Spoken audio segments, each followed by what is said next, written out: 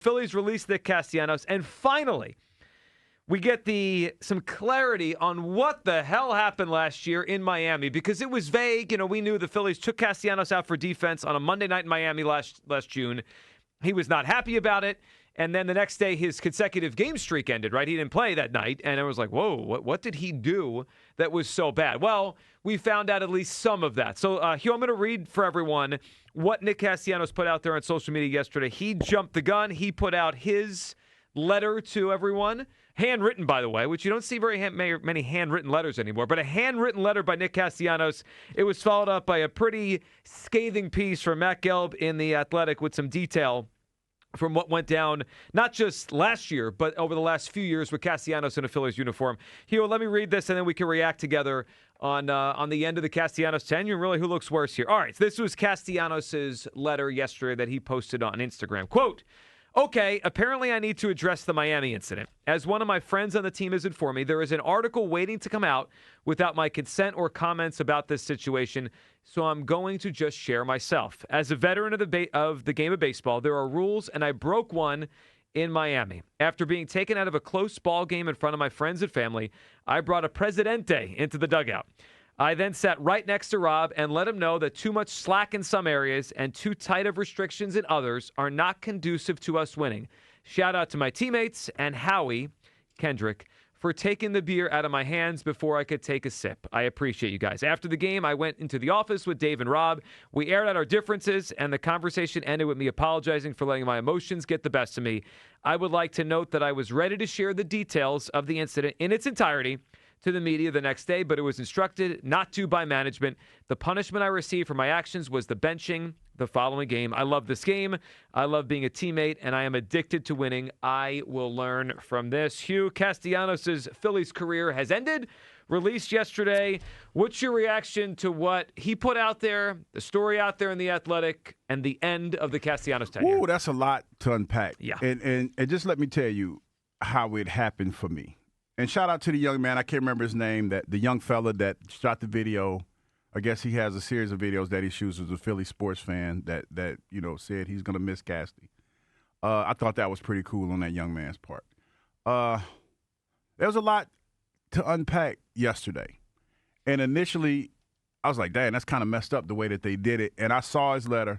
I'm not going to lie. I tried to read it, but his handwriting was horrible. That's why I read it for you. Yeah, his handwriting was horrible.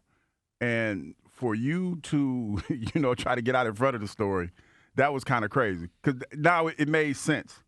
And then the story came out last night about how his teammates really didn't rock with him and how they were upset with him. I don't know how much of that I believe, but you can't act the way that you acted. You can't do that. You can't do that. Pulling up beside the manager with a beer in your hand, telling him about how to do his job. Totally disrespectful. Yeah, that's not your job, man. And I understand you might feel some kind of way, and we always do, but there's a pecking order and there's a level of, you gotta follow protocol. Yep. And this is why it happened the way that it happened.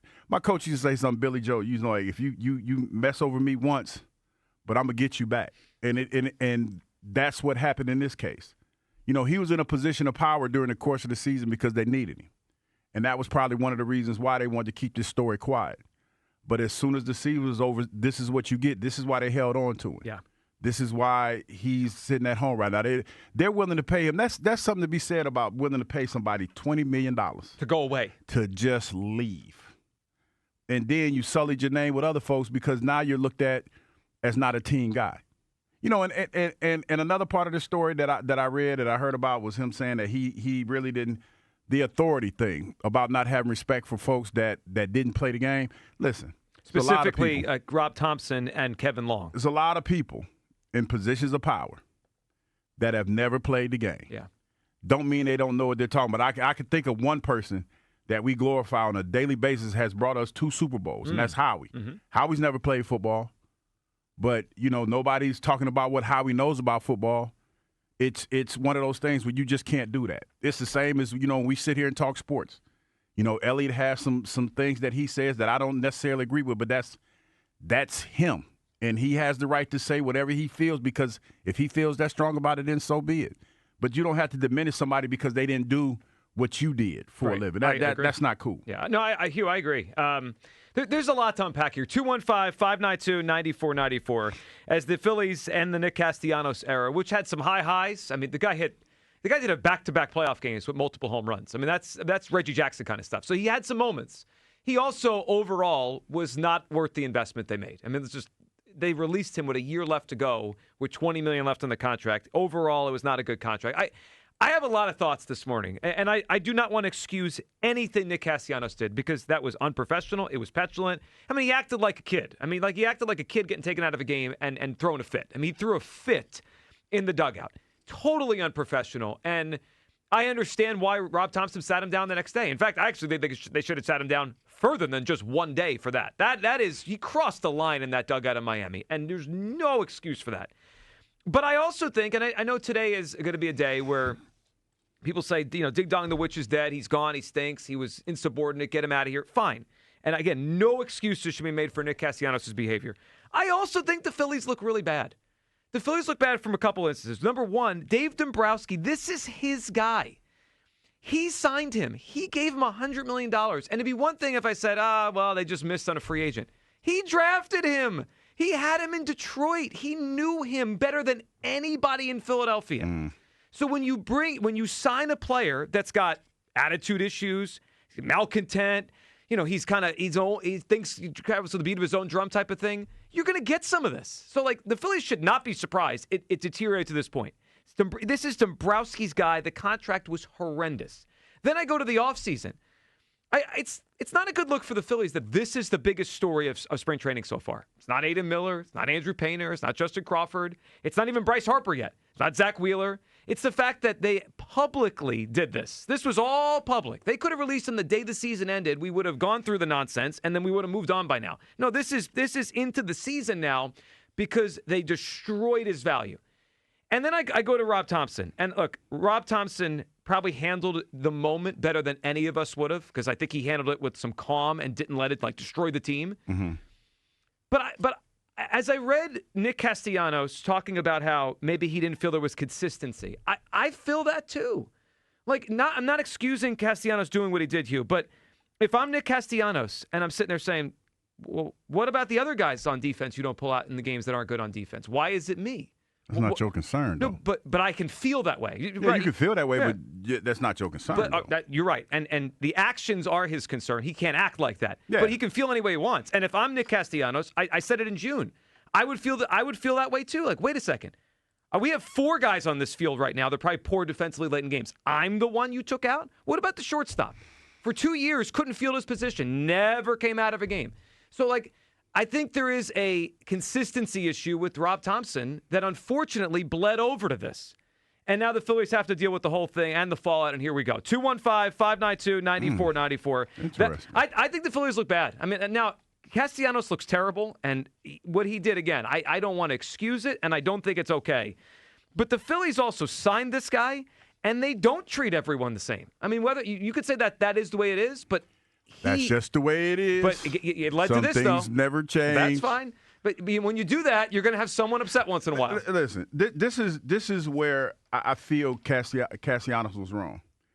He forgot who he was, or he didn't know who he was. Well, when you give a player $100 million, okay, they think there's something. Okay, but you're not, because what you sound like you're saying to me is he's mad because he felt like he wasn't treated like, say, a Bryce Harper or Trey Turner.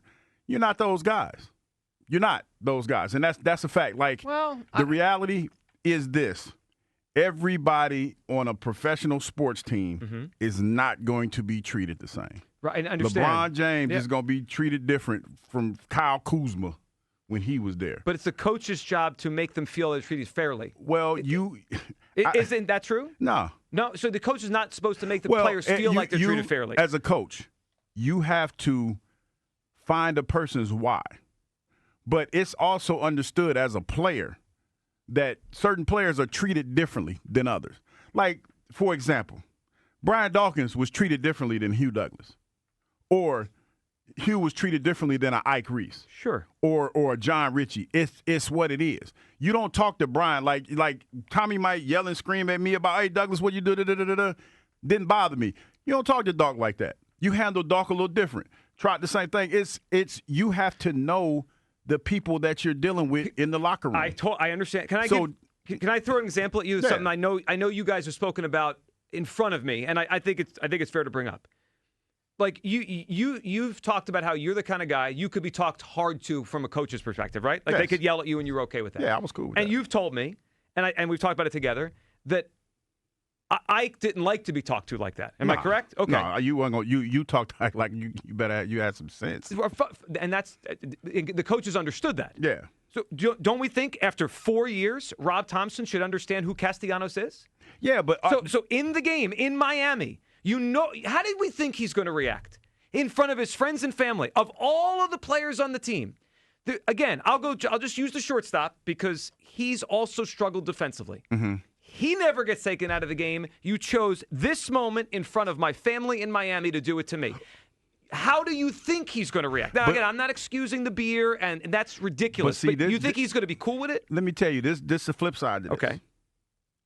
It's almost like when you go somewhere and you want to flex in front of your friends. You want to show them or you want to act like you bigger than you really are. Yeah. You got put in your place.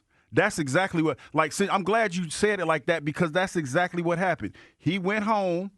He wanted to be the big man on campus because he told his family that he was that dude.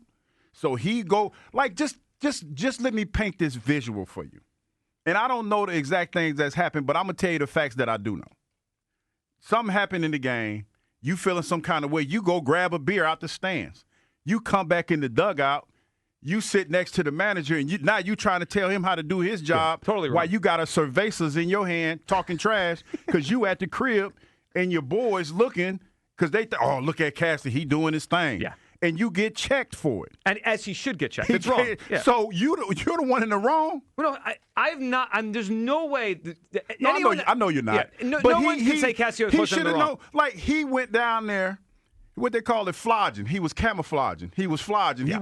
He was fronting like he was something that he wasn't, and he got called on it. And he was mad. That's why his wife was out there sending them reckless tweets after the game talking about his contribution. Now you got me remembering this whole story. Oh, it's all come back to now.